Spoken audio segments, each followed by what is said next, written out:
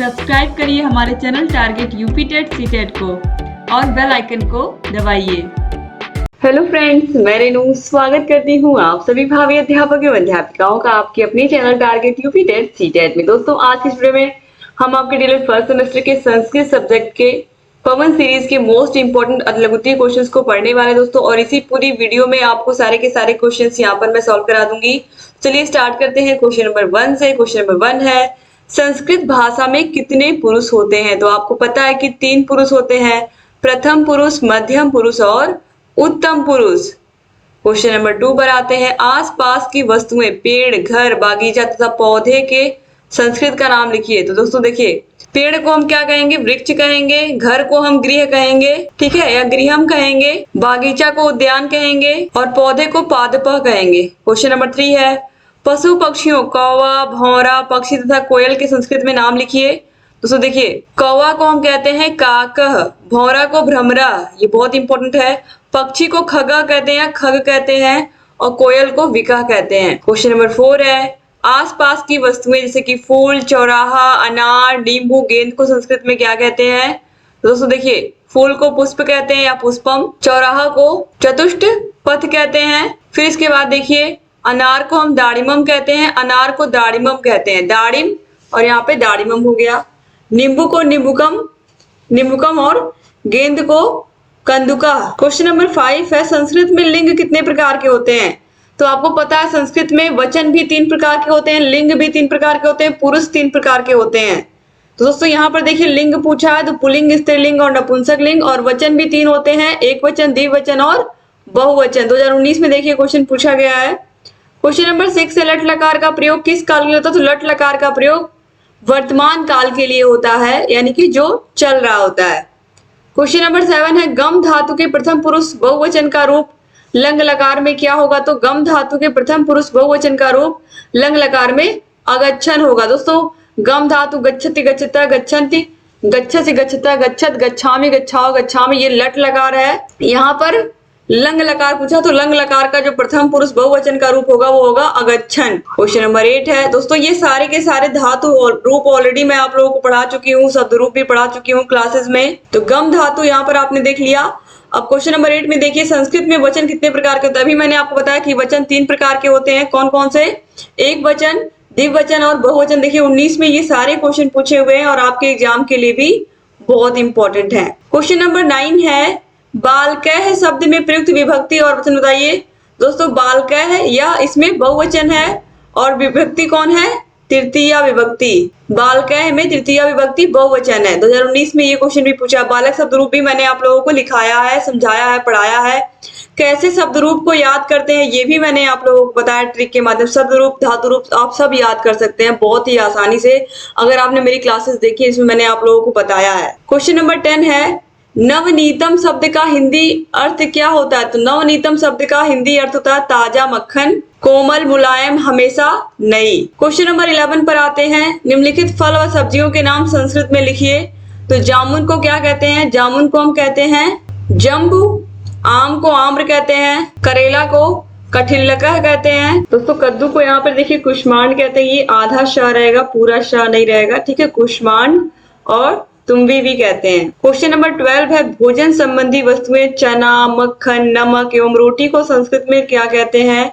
देखिए, चना को चड़क, मक्खन को नवनीतम, अभी आपने ऊपर देखा है, नमक को लवण कहते हैं, और रोटी को क्या कहते हैं? करकट्टिका। इसके बाद क्वेश्चन नंबर 13 है, पशु पक्षी, पपीहा, भेड़, बगुला, भेड़िया के नाम संस्कृत में लिखिए। तो दोस्तों देखिए, पपीहा को हम क्या कहते हैं? चातका, भेड़ को मेषा, बगुला को बलाका और भेड़िया को वृका कहते हैं। ये सारे क्वेश्चन इस तरीके से एग्जाम में आपको देखने को मिलेंगे। पशु पक्षियों के नाम संस्कृत में लिखिए, भोजन संबंधी वस्तुओं के नाम आप संस्कृत में लिखिए। तो इस तरीके से आपको ये सारी चीजें लर्न होनी चाहिए। क्वेश्चन नंबर 14 है, किन्हीं 3 साग भाजियों के नाम लिखिए। साग भाजी यानी कि सब्जी। तो कारवेल्ला मतलब करेला, संस्कृत में नाम लिखना है। यहाँ पर देखिए, लौकी को अलावू और कटहल को पनस कहते हैं। क्वेश्चन नंबर 15 है, शरीर के विशिष्ट 4 अंगों के नाम संस्कृत में लिखिए।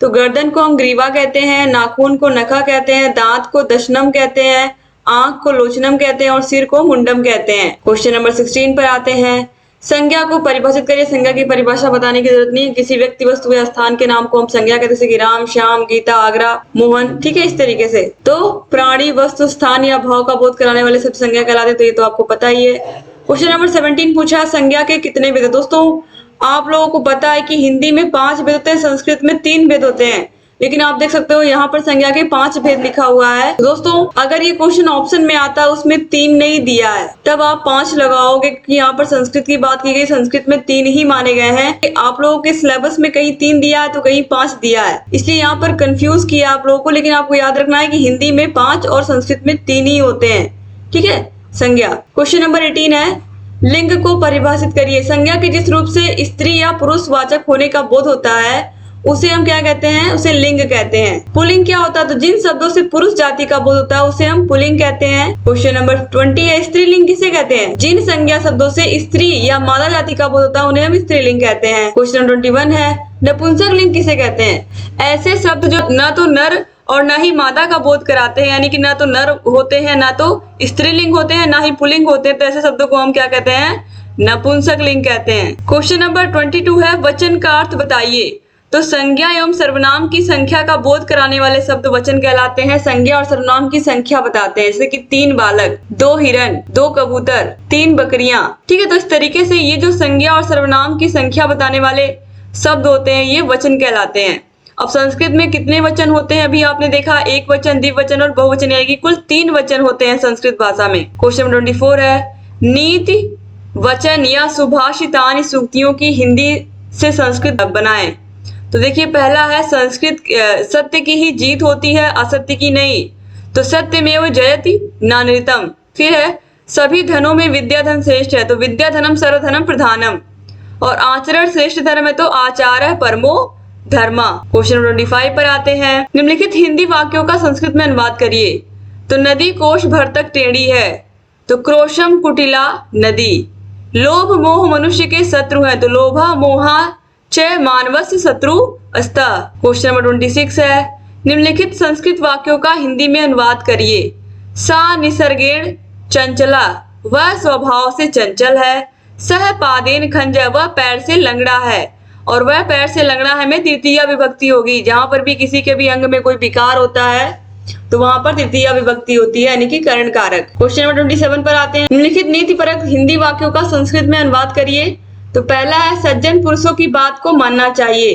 तो कर्तव्यम हितसाम वचः, विद्या धर्म से ही शोभा देती है, तो विद्या धर्मेण शोभते। क्वेश्चन नंबर 28 है, श्रीमद् भगवद गीता के निम्न संस्कृत श्लोक का हिंदी में अनुवाद करिए।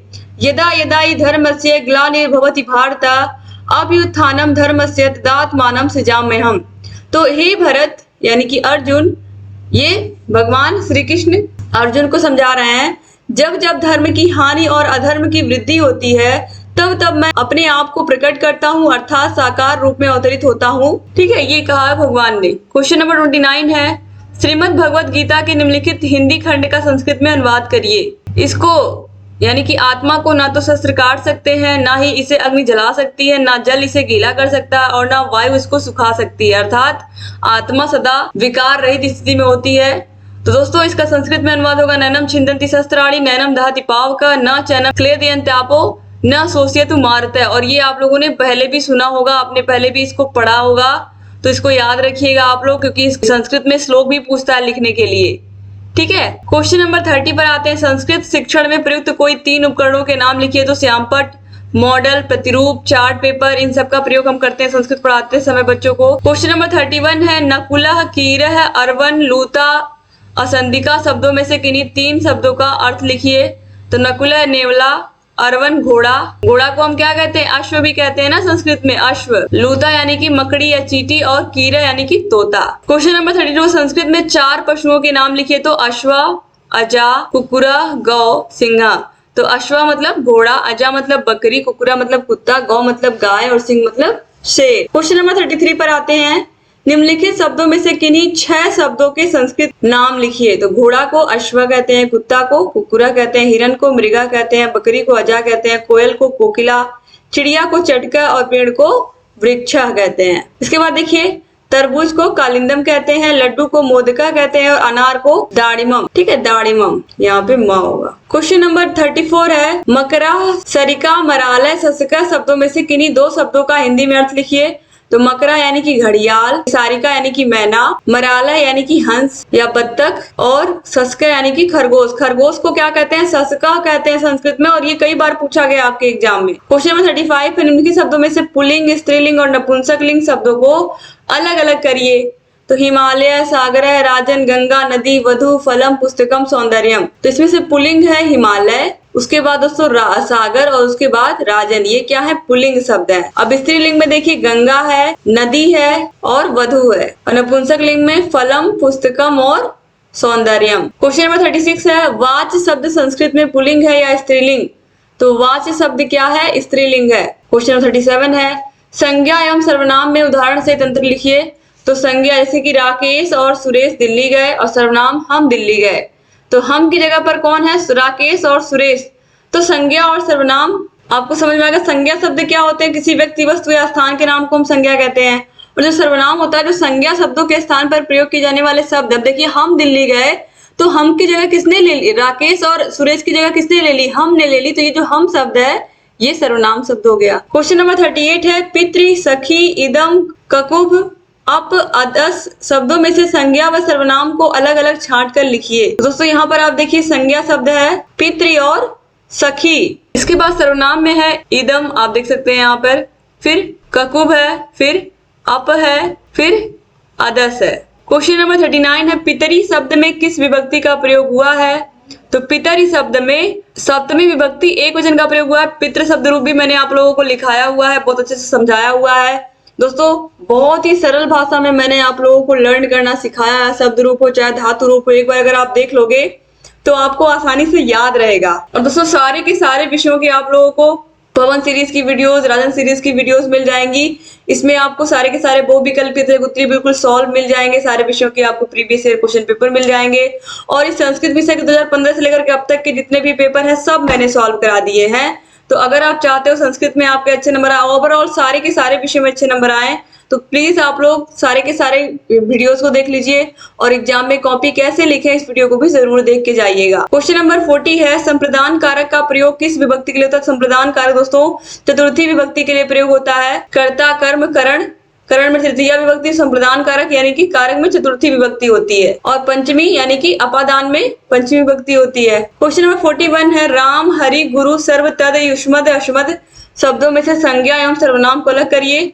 तो नाम यानी कि हरि, राम, हरि, गुरु ये सब क्या है?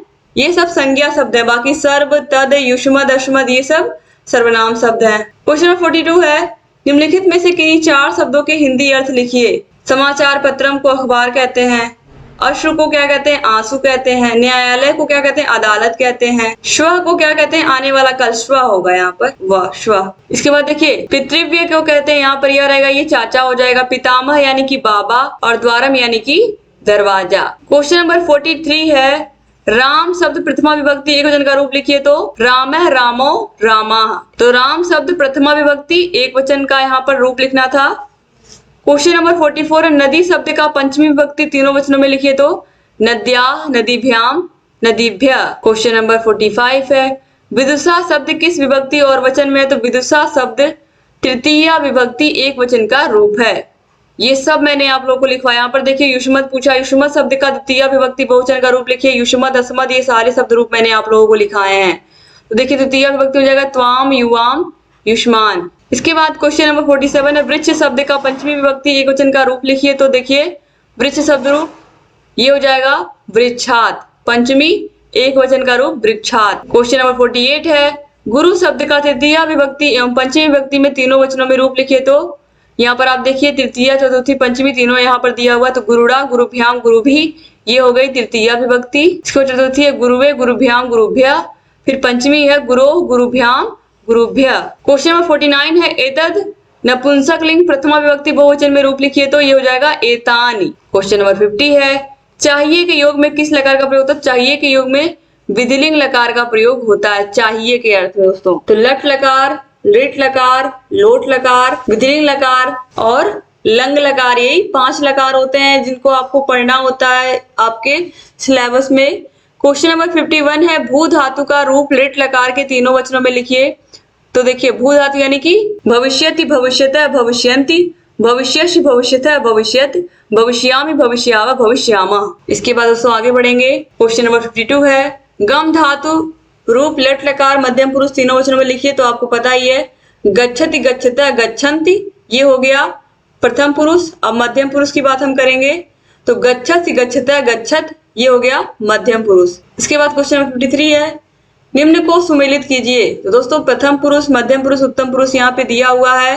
तो सबसे पहले दोस्तों यहाँ पर आप देखिए, दोस्तों यहाँ पर हम लोग संस्कृत पढ़ रहे हैं। संस्कृत भाषा ऐसी भाषा है जहाँ पर हमें अपने से ज्यादा दूसरों की फिक्र होती है। संस्कृत हमारी जो भाषा, हमारे जो संस्कार है, हमारे देश में ये जो भाषा संस्कृत, इसने हमेशा हमें ऐसी चीजें सिखाई हैं जो हमेशा त्याग, समर्पण इसकी बात करता है।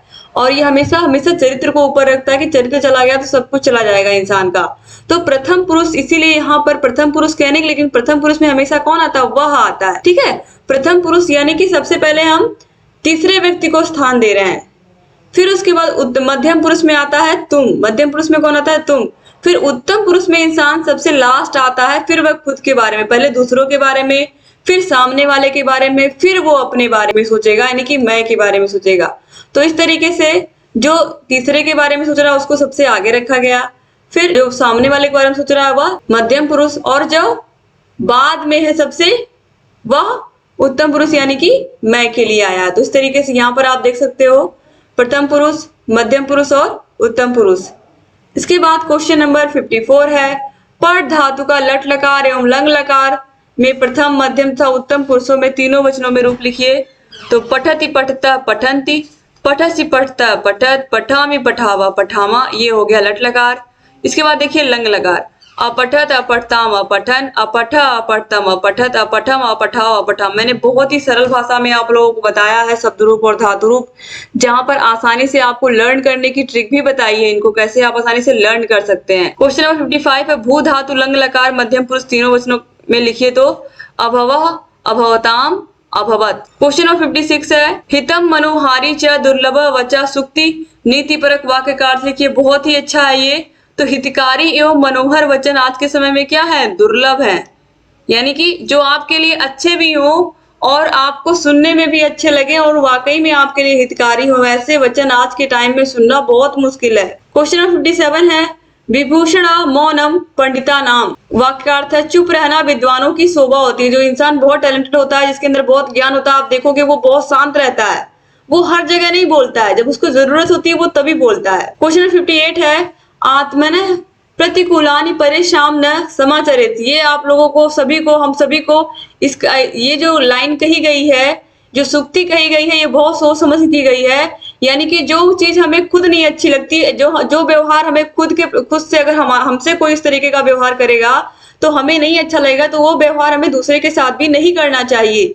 यानी कि अपने को अच्छा ना लगने वाला व्यवहार दूसरों के साथ भी हमें नहीं करना चाहिए। क्वेश्चन नंबर 59 है 15, 18, 20 संख्याओं को संस्कृत में लिखिए। दोस्तों आप लोग के फर्स्ट सेमेस्टर में 1 से 50 तक की गिनती आपको जरूर आनी चाहिए, क्योंकि बार बार हर साल पूछता है। और 1 से 50 तक की गिनती, 1 से 100 तक की गिनती मैंने पूरी आप लोगों को अच्छे से याद करवाई है, और उसकी भी लिंक आपको मिल जाएगी, आसानी से सर्च भी कर सकते हैं।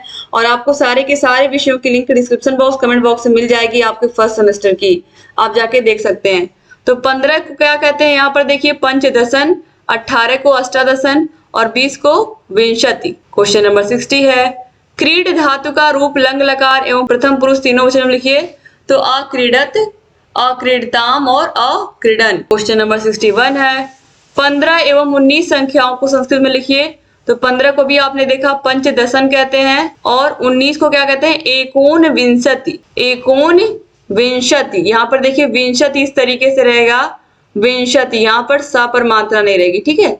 एकोन विंशति अथवा ऊनविंशति, इसको भी 19 इस तरीके से भी लिख सकते हैं, इस तरीके से भी 19, 29, 39, यही सब एग्जाम में पूछता है। क्वेश्चन नंबर 62 है 19 संख्या को संस्कृत में किस प्रकार लिखते हैं? तो एकोन विंशति या ऊनविंशति।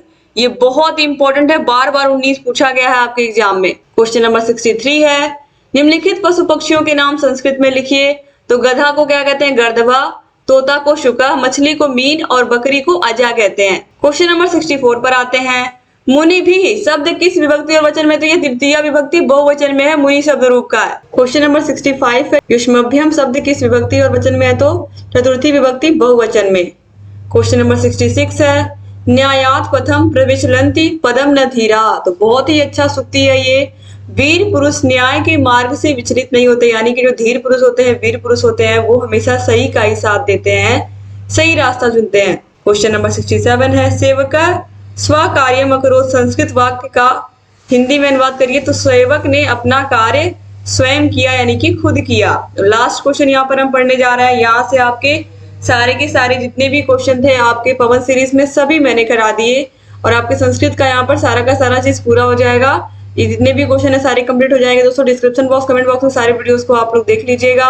और अगर अभी तक आपने हमारे चैनल को सब्सक्राइब नहीं किया तो प्लीज सब्सक्राइब कर लीजिए, क्योंकि फर्स्ट सेमेस्टर से लेकर के फोर्थ सेमेस्टर में हमने सभी बच्चों को पढ़ाया है, और जिन भी बच्चों को पढ़ाया है उनका रिजल्ट बहुत अच्छा आया है।